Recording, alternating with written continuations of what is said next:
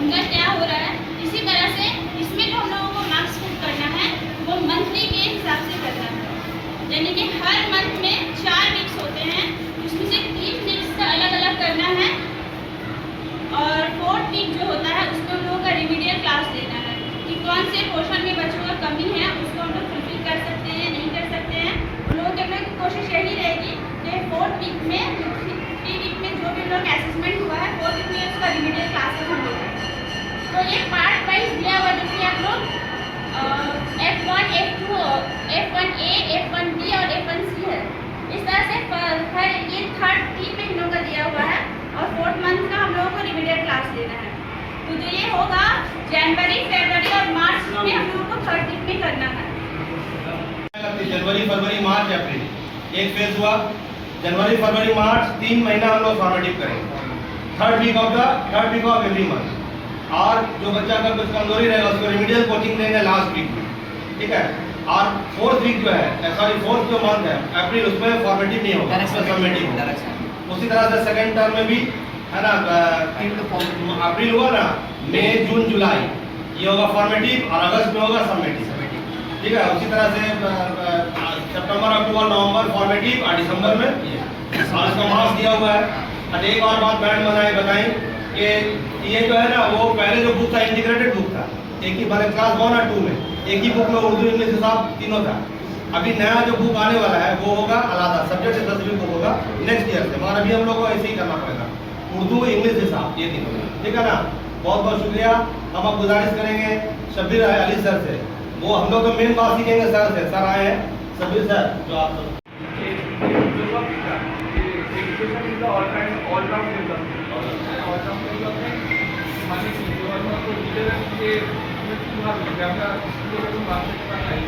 তখন সেই পড়াগুলো যদি বলতে পারবে তাহলে এটা ন্যারো পার্সপেক্টিভ, ব্রডার পার্সপেক্টিভটা কিন্তু একটা পার্সোনালিটি ডেভেলপ হবে, বাচ্চা শুধু পড়বে বলতে পারবে সেটাই নয়, তার পার্সোনালিটি যে ডিফারেন্ট অ্যাসপেক্ট আছে সেই ডিফারেন্ট অ্যাসপেক্টের ডেভেলপমেন্ট হবে। হ্যাঁ, সেই অ্যাসপেক্টগুলো এই ফার্স্ট পেজে দেওয়া আছে। 15 এরিয়াস যেটা আছে আপনি যদি একটু ভালো করে দেখেন, একটা বাচ্চার পার্সোনালিটির বিভিন্ন পার্ট যেটা ডেভেলপমেন্ট হলে আমরা বলবো যে সেই বাচ্চাটার অলরাউন্ড ডেভেলপমেন্ট হয়েছে, তার এক্সপেক্টেশন দেওয়া আছে। তার লিসনিং স্কিল ডেভেলপ করবে, তার কমিউনিকেশন স্কিল ডেভেলপ করবে, তারপরে এমপ্যাথি গ্রো করবে। এমপ্যাথি গ্রো করার ক্ষেত্রে one type of melody, empathy আর এমপ্যাথি, এগুলোর মধ্যে ডিফারেন্স জানা আছে। What is empathy, what is empathy, তাহলে এমপ্যাথি কতটা ডেভেলপ করবো এটা কিন্তু এগুলো সবই ক্লাসরুম অ্যাক্টিভিটি, ক্লাসরুম পড়াশোনা করা সাবজেক্ট সাবজেক্টের যে ট্রানজ্যাকশন যখন হবে সেই সময় বিহেভিয়ারাল অ্যাসপেক্ট বা বাচ্চাদের নিজেদের মধ্যে ইন্টারাকশন, টিচার বাচ্চা इंटरेक्शन एज माध्यम जब पिछले साल ही जो है ये रिपोर्ट कार्ड आ गया था हम लोग के पास, तो हम लोग देखे इसको बहुत से देखे, बहुत कुछ समझ में आया, बहुत कुछ समझ में नहीं आया। तो पिछले बार से सर से जो हम बोल रहे थे कि सर एक वर्कशॉप करिए इसको लेकर, जो हम लोग कुछ समझना चाहेंगे। इसमें बहुत सा मामला है, बहुत सी चीज़ें समझ नहीं पा रहे, हम खुद भी समझ नहीं पाएंगे। ऐसे गौर से देखने से समझ नहीं आ जाएगा, ऐसी बात नहीं, गौर से देखिएगा उसको समझ पाएंगे। तो साल भर जब अपन गुजर गया तो देखते थे, देखते देखते देखते जो है सर जितनी बात बताई यहाँ पर तमाम बात यही है। असल बात क्या है कि बच्चों को असेस करना है, बच्चों को पहचानना है, उसकी कमजोरी कहाँ है, इसके अंदर कौन सा गुड क्वालिटी है, बैड क्वालिटीज भी रहते हैं, गुड क्वालिटीज भी रहते हैं, उनको हमको असेस करना है, निकालना है। जैसे कि जो है उसका इंटरेस्ट किस चीज़ में है। अभी मान लीजिए कि कोई ड्रामा अच्छा करता है, कोई डिबेट भी अच्छा करता है, तो टीचर को आसानी हो जाएगा उसको आपको आइडेंटिफाई करने के लिए। बच्चा को जब एनुअल फंक्शन जब होगा तो हम इस बच्चे को ज़्यादा पिक करेंगे हम वहाँ से, कि बच्चे का इंटरेस्ट इस चीज़ में, वो आसानी होगा। टीचर के लिए आसानी है। ये जो बना है सर जैसे बोल रहे हैं, बराबर बोलते रहते हैं कि एजुकेशन डायनामिक साइंस है, हमेशा चेंज होता रहेगा, हम लोग को परेशान नहीं होने चाहिए। ये जो है जो रिपोर्ट कार्ड बना है ये एक दिन में नहीं बना है, इतना आसानी से नहीं बना है सर। ये माहिर तालीम जो एक्सपर्ट इन एजुकेशन है, ये बैठते हैं, माथा लगाते हैं, बाहर मुल्क से भी जो है फॉर्मेट को देखते हैं, तब जाकर जो है नतीजे पर पहुंचते हैं कि इतना बेहतरीन रिपोर्ट कार्ड ये निकाले हैं, ताकि आसानी से बच्चों को हम पहचान सकें, हम बच्चों को पढ़ा सकें। जो ये वर्कशॉप हम लोग का हुआ है, हम गुजारिश करेंगे नुदत मैडम से, वो आके अपना है ना कुछ राय बयान करें इस वर्कशॉप के बारे में, कुछ अगर जानना है या जो उनको समझ में आए। और एक ऐलान, हम लोग का लीव का जो वर्कशॉप होगा उसका रिस्पॉन्स पर्सन रहेंगी नुदत मैडम, मैं फीमेल टीचर में, एक मेल टीचर भी रहेंगे हम लोग। तो अभी से आपको तैयारी भी करना है, सर के साथ आपको पूरा वर्कशॉप चलाना होगा, जो हम लोग सर से टाइम देंगे इसके बाद इंशाल्लाह। प्लीज आइए। It's an honor to stand among all such great educationists and dignitaries. तमाम जरूरी बातें तो हो गई हैं, सिर्फ होलिस्टिक रिपोर्ट कार्ड से जो मेरे नज़र में जो बात आई, जो मैंने ऑब्जर्व किया है, वो है कि आप सबों ने देखा होगा कि लीडरशिप क्वालिटी यहाँ पे सबसे लास्ट है। तो इसका मतलब क्या है कि इस एज में, ये जो एज में, ये टेंडर एज में है, ये बच्चे अपनी ज़िंदगी की सबसे अहम दौर है।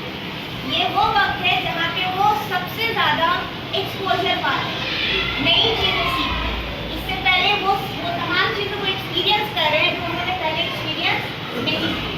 तो ये हमारा जो काम है, ये हम अभी इस दौर में as a teacher, primary teacher जो है वो सबसे अहम किरदार अदा कर रहे हैं, क्योंकि आज जो बेसिक फाउंडेशनल नॉलेज हम उन्हें देंगे वो आगे फ्यूचर में इसी को ले जाकर कैरी फॉरवर्ड करें।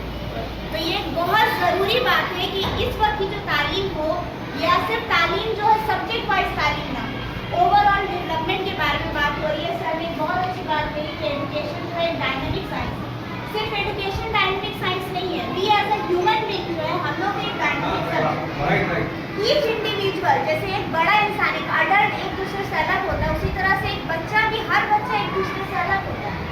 हर किसी की लर्निंग कैपेबिलिटी सेम नहीं होती, ना कोई पूरे तौर से अच्छा होता है, ना कोई पूरे तौर से बुरा होता है। जैसे कि इंग्लिश में एक फ्रेज है, हम लोग कहते हैं there is nothing as complete white, there is nothing as complete black, there is always a thin line in between, grey line होता है। तो सर की बात जो है बिल्कुल सही है कि एजुकेशन जो है वो एक डायनेमिक साइंस और बच्चा भी है एक डायनेमिक सब्जेक्ट।